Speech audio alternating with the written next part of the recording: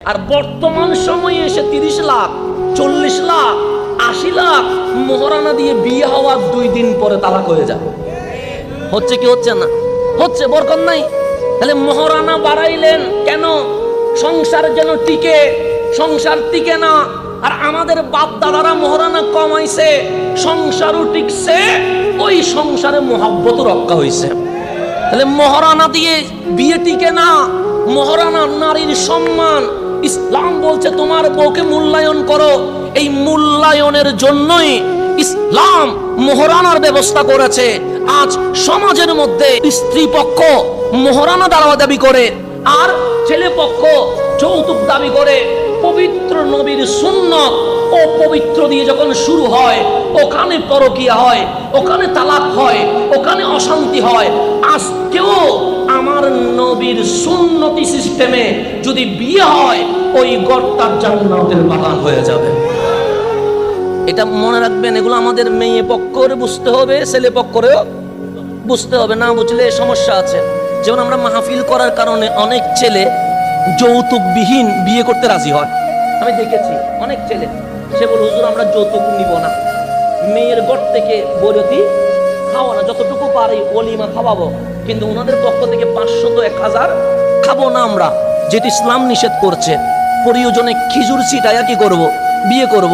এখন আমরা ছেলের কথা শুনে বড় কি হয়ে যায়, খুশি হই, কেন ছেলেটা পরিবর্তন হয়েছে।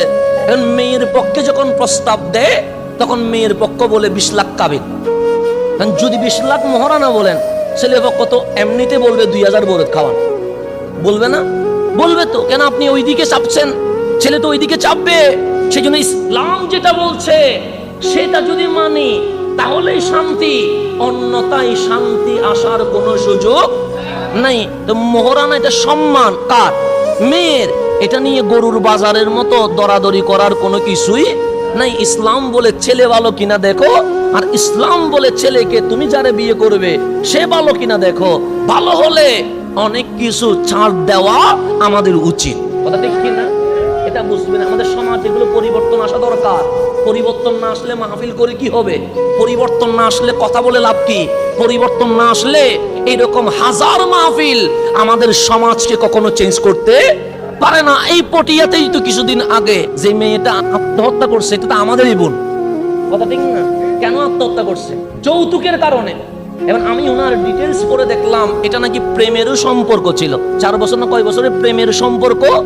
এখন ইসলাম প্রেম জায়েজ বলেছে না হারাম বলেছে? হারাম। একটু গভীরভাবে খেয়াল করেন, ইসলাম কি বলেছে? হারাম বলেছে। যেটা আমাদের কাছে আনন্দ মনে হচ্ছে, মজা মনে হচ্ছে, ইসলাম বলে এটা কি? হারাম। ইসলাম হারাম বলেছে, ইসলামের কোনো লাভ আছে? নাই। ইসলাম হারাম কেন বলছে? ইসলাম এই কারণে হারাম বলছে কারণ এটা আমাদের জন্য উপকার নয়, অপকার, ক্ষতির কারণ। 3 বছর রিলেশন ছিল, এরপরেও সে যৌতুক দাবি করার কারণে আত্মহত্যা করতে বাধ্য হলো। ইসলাম এটার মাধ্যমে আপনাদেরকে জানিয়ে দিচ্ছে, ইসলাম যে বিয়ের আগে প্রেমকে হারাম করেছে একটা কারণে, এই রিলেশনের কারণে শত মানুষ আত্মহত্যা করছে। ইসলাম বলে আমি তোমাদেরকে আত্মহত্যা করার উৎসাহ দেই না, আমরা তোমাদেরকে নতুন জীবন ধারণের উৎসাহ দিয়ে থাকি। ইসলাম যেটা হারাম করে এটাতে কোনো আরাম, 5 মিনিট আরাম লাগলেও 500